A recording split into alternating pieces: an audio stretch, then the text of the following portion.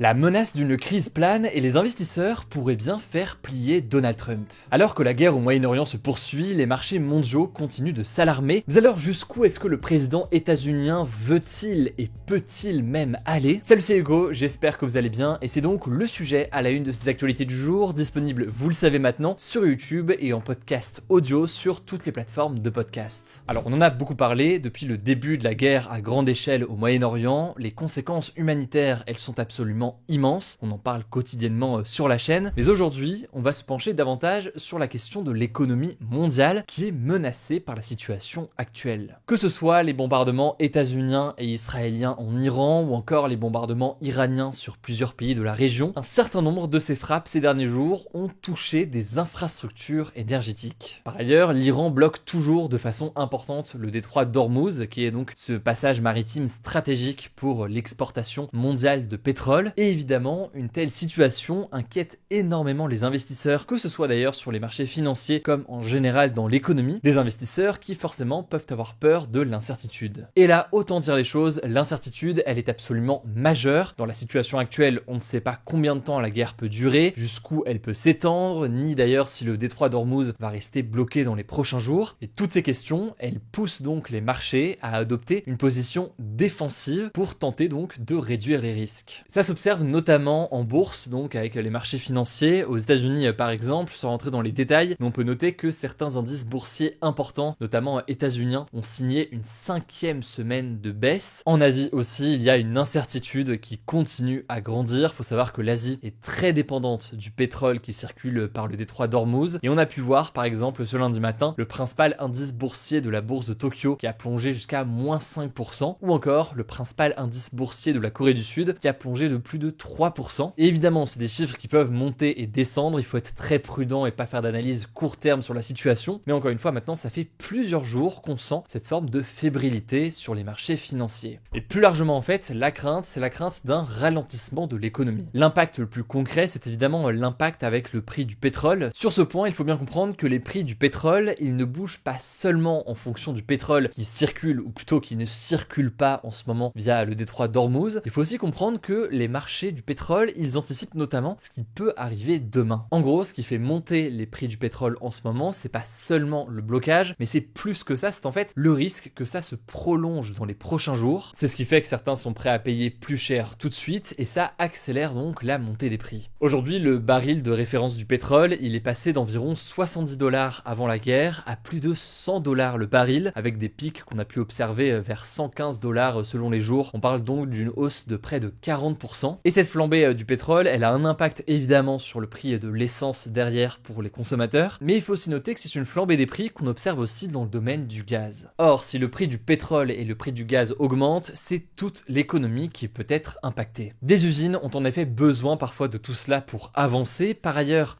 faire rouler des camions, des bateaux cargo ou encore des avions, ça devient plus cher. Et donc, ces coûts de transport, ils finissent par être répercutés sur tous les produits qu'on consomme au quotidien, avec donc le risque d'une inflation des prix qui est généralisée. Alors pour éviter d'en arriver là, les banques centrales, donc la Banque centrale européenne ou encore la Banque centrale aux États-Unis, la Fed, elles peuvent jouer notamment sur ce que l'on appelle les taux d'intérêt. Le taux d'intérêt, c'est en quelque sorte le prix de l'argent qu'elles vont dicter donc pour tenter de modérer l'inflation. Mais si on résume clairement dans la situation actuelle, l'une des craintes, c'est soit une récession. Une récession, c'est donc un ralentissement de l'économie mondiale. L'autre risque autrement qui est identifié, si ce n'est pas une récession, ce serait une stagflation. C'est une économie qui croît relativement peu rapidement, avec par contre en même temps une hausse des prix, donc une inflation qui augmenterait fortement. Il y a quand même un autre élément qui fait peur aux États-Unis, c'est le fait que depuis de nombreuses années maintenant, il y a beaucoup d'entreprises qui se sont endettées, non pas auprès de banques classiques, mais bien auprès de gros fonds d'investissement. On appelle ça des crédits privés. Alors l'avantage pour les entreprises, c'est que ils possèdent plus de souplesse et ils peuvent être engagés plus rapidement que des crédits traditionnels. Mais le risque par contre, c'est qu'ils sont aussi donnés justement à des entreprises plus risquées ou qui dans certains cas sont très endettées. L'autre chose qui inquiète beaucoup de personnes aujourd'hui aux États-Unis, c'est que un certain nombre d'entreprises qui ont emprunté comme ça via ces crédits privés, ce sont des entreprises qui pour certaines d'entre elles, voire pour beaucoup d'entre elles, sont menacées aujourd'hui par le développement de l'intelligence artificielle. Résultat, si la croissance ralentit, qu'en parallèle les taux restent élevés, certains analystes craignent que ces crédits privés, ils ne puissent pas être remboursés pourrait globalement créer une réaction en chaîne et potentiellement une crise financière. Et en plus de ça, on en a déjà beaucoup parlé sur la chaîne, mais il y a toujours cette question d'une potentielle bulle de l'IA qui pourrait éclater. Alors il y a déjà eu des baisses importantes des entreprises du secteur de la tech en bourse ces derniers jours, mais la crainte donc pour beaucoup d'investisseurs, c'est que ça aille encore plus loin. On en revient à tous les sujets qu'on a pu faire ces derniers jours sur la chaîne, sur la question notamment du modèle économique de ces entreprises, ou encore d'un certain nombre de fragilités qui ont été observées. C'est donc en sachant tout ça que le poids politique des bombardements lancés par les États-Unis et par Israël se fait de plus en plus ressentir pour Donald Trump. Ce qu'il faut noter par ailleurs, c'est qu'il y a une forme de confiance qui est en train de s'éroder, voire de disparaître entre les marchés financiers, y compris d'ailleurs les entreprises états-uniennes et Donald Trump. C'est lié au fait que Donald Trump ces derniers jours a tenu en fait parfois des discours très contradictoires, notamment sur la situation sur le terrain en Iran. C'est le cas encore aujourd'hui où Donald Trump affirme qu'il y a des négociations en cours et en même temps, eh bien les bombardements se poursuivent, il menace d'aller encore plus loin, de prendre notamment l'île de Karg dont on a parlé la semaine dernière dans ce format des actus du jour. Bref, tout cela plonge l'économie mondiale pas mal dans le brouillard aujourd'hui. Bref, pour résumer, il y a 3 grands scénarios qui sont sur la table. Le premier scénario, c'est le scénario d'une fin rapide de la guerre qui est en cours. L'idée donc que Trump puisse reculer, mettre fin à ses attaques, quitte à dire d'ailleurs qu'il a gagné comme il semble déjà le dire, qu'il y ait aussi un accord qui permette la réouverture du détroit d'Ormuz. Dans la situation actuelle, les risques pour l'économie seraient relativement modérés, même si évidemment il y a toujours cette incertitude sur la question des crédits privés ou encore la question de l'IA. L'autre possibilité, c'est que la guerre dure et donc qu'il y ait notamment le risque d'une récession mondiale et d'un ralentissement important de l'économie mondiale. Et enfin, si la guerre se poursuit et si la guerre s'étend, un autre risque,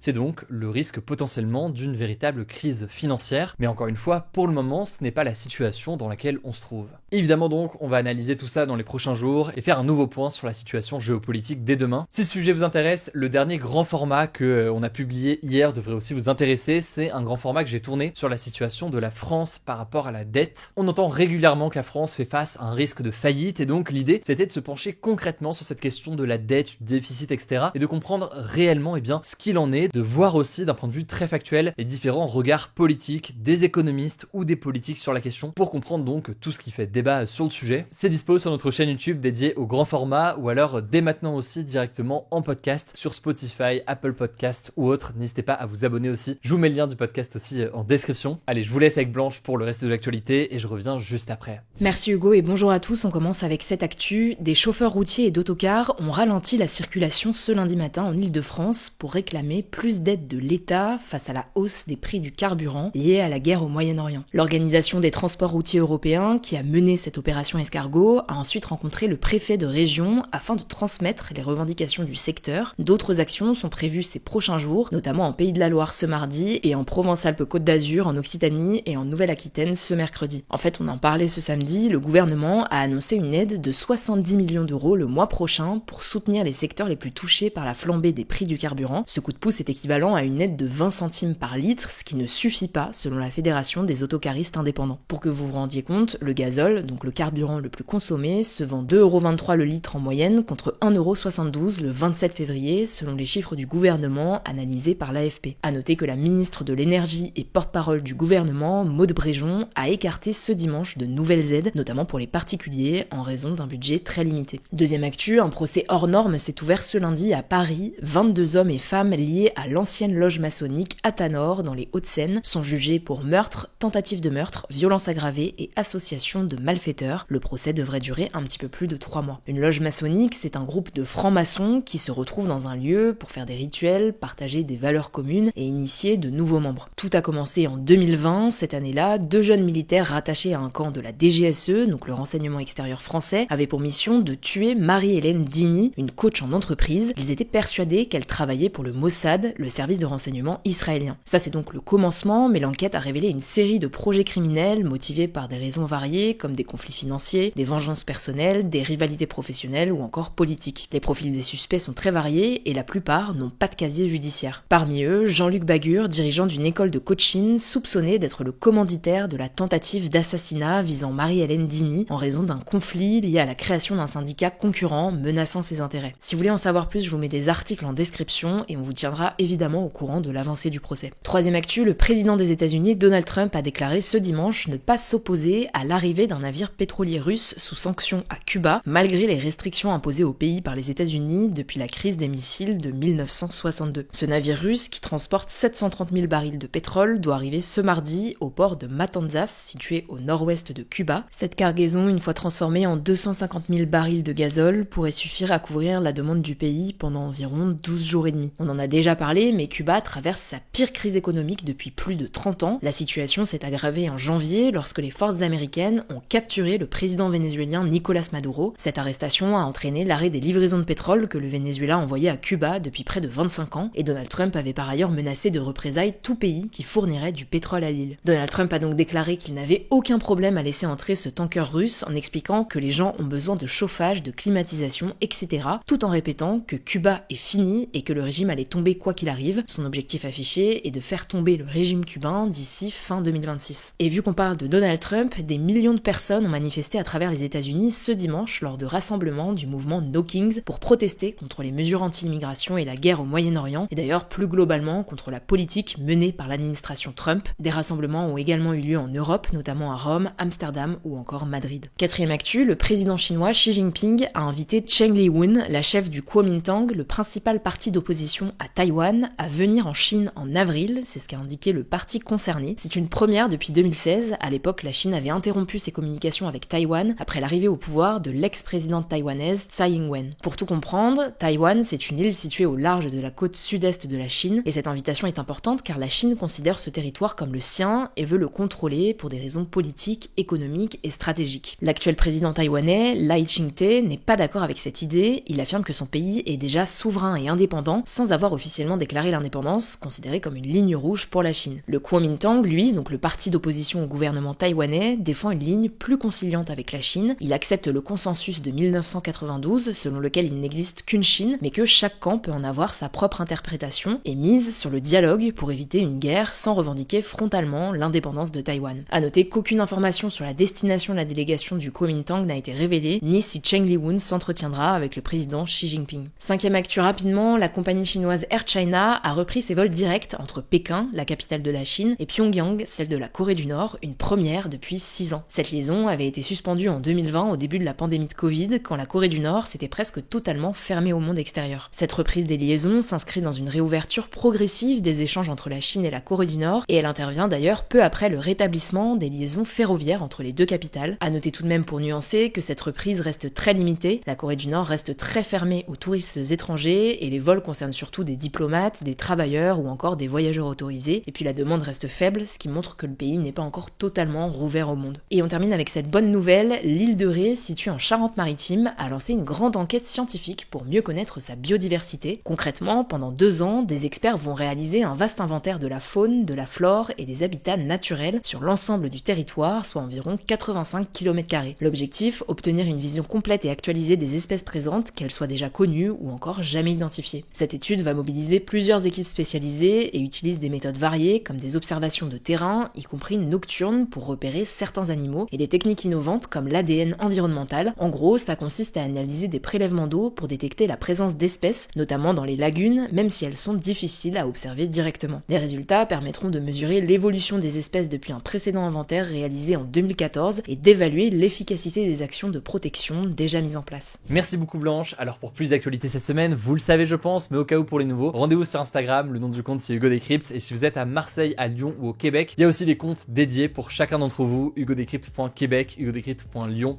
ou hugodécrypte.marseille. Tout ça c'est sur Instagram, prenez soin de vous, prenez soin de nos proches, et puis on se dit à demain pour une nouvelle vidéo.